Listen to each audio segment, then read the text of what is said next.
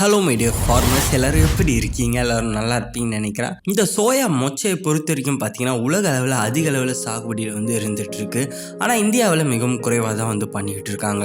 ஒரு முக்கியமான பயிராக பார்த்தீங்கன்னா வெளிநாட்டில் சோயாபீன்ன்றது இருக்குது. இதில் பார்த்தீங்கன்னா அமெரிக்கா 35% உலக உற்பத்தியை வைத்து கொண்டு இருக்கு. அதை தொடர்ந்து பார்த்தீங்கன்னா அர்ஜென்டினா 21%, பிரேசில் 19%, சைனா பார்த்தீங்கன்னா 6% வைத்திருக்கு. ஆனால் இந்தியாவில் வெறும் 4% மட்டும்தான் உலக உற்பத்தியை கொடுக்குது. அதுலயும் பாத்தீங்கன்னா சோயா சாகுபடி அதிக அளவில் வட மாநிலங்கள்ல தான் இருக்கு. இந்த காணொலியில நம்ம சோயாபீன் சாகுபடி எப்படி பண்ணணும், இதோட பயன் என்ன, அது மட்டும் இல்லாம இதுல இருக்க பூச்சி மேலாண்மை, நோய் மேலாண்மை, இதோட விற்பனையாளர் முகவரி, அப்புறம் வாங்குவோர் முகவரி, இவை அனைத்தையும் இந்த காணொலியில சுருக்கமா பார்ப்போம். அதற்கு முன்பு விவசாயம் சார்ந்த தகவல்கள் அறிவியல் பூர்வமான முறையில் தெரிந்து கொள்ள டெக்கோரோனை சப்ஸ்கிரைப் பண்ணுங்க.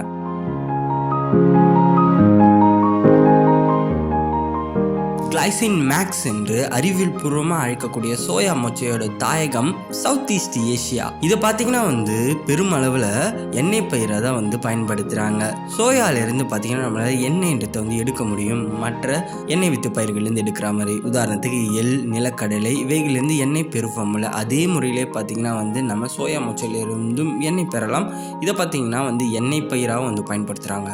அது மட்டும் இல்லாமல் சோயா மொச்சையில் தான் பார்த்தீங்கன்னா பயிர் வகைகள் அதிக அளவிலான புரதச்சத்துன்றது இருக்குது. கிட்டத்தட்ட 40% புரோட்டீன் கண்டென்ட். அதனாலே பார்த்தீங்கன்னா இதற்கு வெஜிடபிள் மீட் அப்படின்ற பெயர் கொடுத்துருக்காங்க. வெஜிடபிள் மீட்னா அதை வச்சு நம்ம உட்கொண்ட இறைச்சிக்கு நிகரான அந்த புரதச்சத்து இருக்கிறதுனால இதற்கு பார்த்தீங்கன்னா இந்த பெயர் அளிக்கப்பட்டிருக்கு. இது மட்டும் இல்லாமல் இதிலிருந்து பார்த்தீங்கன்னா மில்க்குன்றது எடுக்கிறாங்க. சோய் மில்க், நம்ம தினசரி குடிக்கிற பாலுக்கு மாற்றாக பார்த்தீங்கன்னா இந்த சோய் மில்க் பயன்படுத்துகிறாங்க வெளிநாடுகளில்.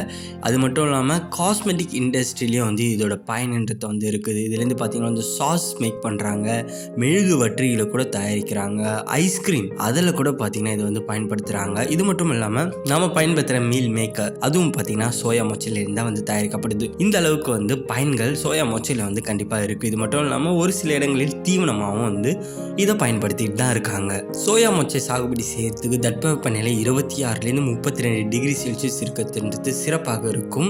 அதோட அந்த முளைப்புக்கு பார்த்தீங்கன்னா 16 டிகிரி செல்சியஸ்ன்றது கண்டிப்பாக இருக்க வேண்டும். நடவுன்றதை பார்த்தீங்கன்னா ஜூன் டு ஜூலை இந்த மாதங்களில் நம்ம நடவு செய்யலாம். pH கண்டென்ட் சாயிலில் பார்த்தீங்கன்னா 6லேருந்து 7.5 இருந்தால் சிறப்பாக இருக்கும். பார்கள் அமைத்தும் நம்ம நடவு செய்யலாம், இல்லைனா சீட் பெட் மாதிரி அமைத்தும் பார்த்தீங்கன்னா நம்ம நடவு செய்யலாம். ஒரு ஏக்கருக்கு பார்த்தீங்கன்னா 16 கிலோவிற்கு விதைகள்ன்றது தேவைப்படுது. சோயாபீன் சாகுபடி செய்யறதுக்கு முன்னாடி பார்த்தீங்கன்னா விதை நேர்த்தின்றதை நம்ம செய்து பார்த்தீங்கன்னா நடவு செய்யலாம். சோயாபீன் அப்படின்றது வேர் முடிச்சுகளை கொண்டு இருக்க ஒரு பயிர் வகை. அப்படி இருக்கும்பொழுது இதோட வேர் முடிச்சுகளில் பார்த்தீங்கன்னா ரைசோபியம் மாதிரியான நுண்ணுயிர்கள் இருக்கும். இந்த நுண்ணுயிர்கள் காற்றில் இருக்க தழைச்சத்தை எடுத்துட்டு கொடுக்க வல்லது. அப்படி இருக்கும் பொழுது அந்த தொகையை அதிகரிக்கிறதுக்கு நம்ம உயிர் உரங்களை பயன்படுத்தலாம். விதையை நேர்த்தி செய்யறதுக்கு 600 கிராம் வரைக்கும் நம்ம பயன்படுத்தலாம். ஒரு ஹெக்டருக்கு நம்ம நடவு செய்ய போற விதைகள்ல. நடவு செய்வதற்கு முன்பு இதற்கு எவ்வளவு இடைவெளின்றது நம்ம விட வேண்டும். 30 சென்டிமீட்டர் பார்த்தீங்கன்னா ஒவ்வொரு ரோவுக்கும், 5 சென்டிமீட்டர் ஒவ்வொரு செடிக்கும் பார்த்தீங்கன்னா நம்ம இடைவெளின்றது விட வேண்டும்.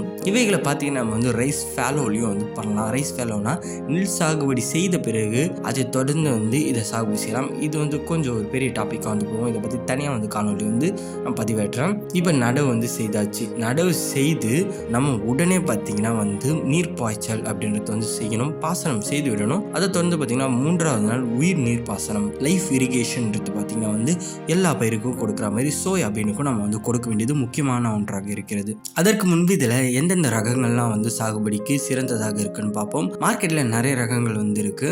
ஆனால் தமிழ்நாட்டு சூழ்நிலைக்கு ஏற்ற மாதிரி தமிழ்நாடு வேளாண்மை பல்கலைக்கழகம் ஒரு சில ரகங்கள் வெளியிட்டாங்க. 1980 பார்த்தீங்கன்னா கோவன் அப்படின்ற ரகத்தை முதல்ல வெளியிட்டாங்க. அது பார்த்தீங்கன்னா 85 நாள் பயிர் காலமாக வைத்துட்டு இருக்கு. அதை தொடர்ந்து 1995ஆம் ஆண்டு கோ2 அப்படின்ற ரகத்தை வெளியிட்டாங்க. இதோட அந்த பயிர் காலம் பார்த்தீங்கன்னா கிராப் டியூரேஷன் 75லேருந்து 80 நாட்கள். அதை தொடர்ந்து 2005ஆம் ஆண்டு கோ சோயா அப்படின்ற இன்னொரு ரகத்தையும் வெளியிட்டாங்க. இதோட அந்த பயிர் காலம்ன்றது 85லேருந்து 90 நாட்கள். ஸோ இது மாதிரி வேளாண்மை பல்கலைக்கழகமும் ஒரு சில ரகங்கள் வெளியிட்டிருக்காங்க. இது மட்டும் இல்லாமல் மார்க்கெட்டில் நிறைய ரகங்கள் இருக்கு. அவைகளையும் நீங்கள் பயன்படுத்தலாம். இதோட விதையோட அந்த விற்பனையாளர் இந்தியா மார்ட் வெப்சைட்டோட லிங்க்ன்றது பார்த்தீங்கன்னா கீழே டிஸ்கிரிப்ஷனில் கொடுத்துருக்கேன். ஸோ அந்த லிங்கை கிளிக் பண்ணி நீங்கள் அவர்களை தொடர்பு கொண்டு இந்த விதைகளை வாங்கணும்னு நினச்சா வாங்கலாம். இப்போ நடவு செய்தாச்சு. நடவு செய்த உடனே பார்த்தீங்கன்னா களை மேலாண்மைன்றது வந்து முக்கியமான ஒன்றாக இருக்கிறது. நீங்கள் பார்த்தீங்கன்னா இந்த ரசாயனம் மூலமாகவும் களைகளை வந்து கட்டுப்படுத்தலாம். அலக்ளோர் பெண்டிமெத்தலின் மாதிரியான களைக்கொல்லிகளை வந்து பயன்படுத்தி, அப்படி இல்லைன்னா பார்த்தீங்கன்னா வந்து கைகளை பயன்படுத்தி மேனுவல் வீடிங்கும் வந்து பண்ணலாம். இப்போ கைகளை பயன்படுத்தி நீங்கள் வந்து களை எடுக்கிறீங்க அப்படின்ற பட்சத்தில் நாம் வந்து பார்த்தீங்கன்னா 20வது நாளும் 35வது நாளும் களை நீக்குதல்ன்றது வந்து முக்கியமான ஒன்றாக இருக்கிறது. இப்போ நடவு செய்தாச்சு. நடவு செய்து 37வது நாள் பார்த்தீங்கன்னா வந்து மலர்கள் வந்து பூக்க தொடங்கும். அதை தொடர்ந்து பார்த்தீங்கன்னா வந்து காய்கள் வந்து காய்க்க தொடங்கும். கொத்து கொத்தாக பார்த்தீங்கன்னா காய்கள் வந்து காய்க்க தொடங்கும். மற்ற பயிர் வகைகள் மாதிரியே 3லேருந்து 5 சென்டிமீட்டர் வரைக்கும் பார்த்தீங்கன்னா அந்த பாட்ஸோட லென்த் அந்த அளவுகோல்ன்றது வந்து இருக்குது. சோயா மொச்சையில் உர மேலாண்மை நீங்கள் ரசாயன உரங்களை பயன்படுத்தலாம். யூரியா, டிஏபி அல்லது தொழு உரத்தையும் பயன்படுத்தலாம். அதைத் தொடர்ந்து இதில் வரக்கூடிய பூச்சிகள் பொதுவாக மற்ற பயிர் வகைகள் வரக்கூடிய பூச்சிகள், சாறுருந்தும் பூச்சிகள், இலைகளை உண்ணும் பூச்சிகள் தான் இதுலேயும் வந்து வருது. உதாரணத்துக்கு பார்த்தீங்கன்னா வந்து சாறுருந்தும் பூச்சியான வெள்ளை, இலைகளை உண்ணும் பூச்சிகள், இந்த பூச்சிகளை முடிந்த வரையில் நாம் இயற்கை பூச்சிக்கொல்லியான பஞ்சகாவியா மாதிரியான பூச்சிக்கொல்லிகளை பயன்படுத்தி வந்து கட்டுப்படுத்த முயற்சி செய்ய வேண்டும். அப்படி செய்தும் கட்டுப்படாத பட்சத்தில் நமக்கு வேறு வழி இல்லை, ரசாயன பூச்சிக்கொல்லிகளை பயன்படுத்தி தான் ஆக வேண்டும். நோயும் பார்க்கும்போது அதே பயிர் வகையில் வரக்கூடிய நோய்கள் வருகின்றது. அவைகளுக்கு கண்டிப்பாக பார்த்தீங்கன்னா நம்ம ஆன்கோசம் மாதிரியான ஃபங்கிசைட்ஸ், பூஞ்சை கொல்லிகளை பயன்படுத்தி தான் ஆக வேண்டும். நாம் சாகுபடி செய்யக்கூடிய ரகத்தை பொறுத்து இதோட அந்த ஹார்வெஸ்டிங் ஸ்டேஜ் அறுவடை காலமன்றத்து வந்து வருது. குறைந்தபட்சம் 50 நாட்களும் அதிகபட்சமாக 145 நாட்களும் இருக்கின்றது. இது முற்றும்போது எது மாதிரி வந்து தோன்றும்னு பார்த்தீங்கன்னா இலைகள் எல்லாம் மஞ்சள் நிறத்தில் மாறத் தொடங்கும். காய்கள் வந்து உலர தொடங்கும். இப்படி உலர்ந்துட்ட பிறகு பார்த்தீங்கன்னா நம்ம புரிந்து கொள்ளலாம் இது வந்து அறுவடைக்கு வந்து தயாராகிடுச்சு அப்படின்னு. பெரும்பாலும் வந்து இப்போதைக்கு இந்தியாவில் கைகளை பயன்படுத்தி சிக்கலை பயன்படுத்தி தான் பார்த்தீங்கன்னா வந்து அறுவடைன்றது வந்து செய்யப்படுது. அந்த அறுவடை செய்யும் பொழுது அந்த காய்களில் 15% ஈரப்பதம் இருக்க மாதிரி வந்து பார்த்து கொள்ள வேண்டும். அப்பொழுது பார்த்தீங்கன்னா நம்ம அறுவடை வந்து செய்ய தொடங்கலாம்.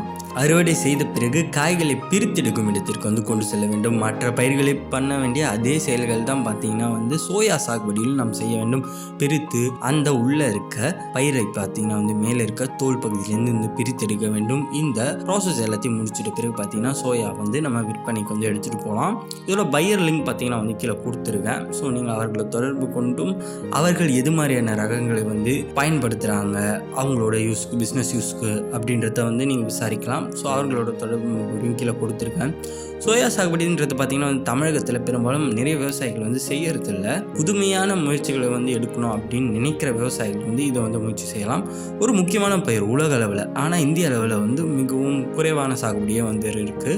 துவரை, அப்புறம் பார்த்தீங்கன்னா மூக்கடலை, இவையெல்லாம் வந்து அதிக அளவில் வந்து சாகுபடி செய்யப்பட்டு இருக்கு. ஆனால் சோயா சாகுபடின்றது வந்து குறைந்த அளவில் தான் இருக்குது. ஆனால் ஒரு நல்ல மார்க்கெட் பொட்டன்ஷியல் இருக்க ஒரு பயிராகவே வந்து இருக்குது. சரியான சாகுபடி வந்து செய்யும் பொழுது பார்த்தீங்கன்னா ஏற்றுமதி வாய்ப்பு அதிகமாக இருக்க ஒரு பயிர் தான் வந்து சோயா பீன். இதுதான் பார்த்தீங்கன்னா சோயா மொச்சை சாகுபடி தொழில்நுட்பம். இந்த காணொலி உங்களுக்கு பயனுள்ளதாக இருந்துச்சுன்னு நினைத்தீர்கள் என்றால் மறக்காம லைக் பண்ணிடுங்க. நம்முடைய சேனலில் பார்த்தீங்கன்னா வந்து சோயா தவிர்த்து நிறைய பயிரினங்கள் பற்றின சாகுபடி வந்து பதிவேற்றிருக்கேன். அந்த காணொலிகளோட அந்த லிங்க்ன்றது வந்து இப்போ வரும். உங்களுக்கு எந்த பயிரை பற்றி தெரிஞ்சுக்கணும்னு நினைக்கிறீர்களோ அந்த பயிரை லிங்கை கிளிக் பண்ணி நீங்கள் அந்த காணொலியை வந்து பார்க்கலாம். இது மாதிரி இன்னொரு பயனுடைய தகவலோட அடுத்த காணொலியில் உங்களை சந்திக்கிறேன். அது வரைக்கும் உழுவோம், உயர்வோம். நன்றி. தேங்க்யூ.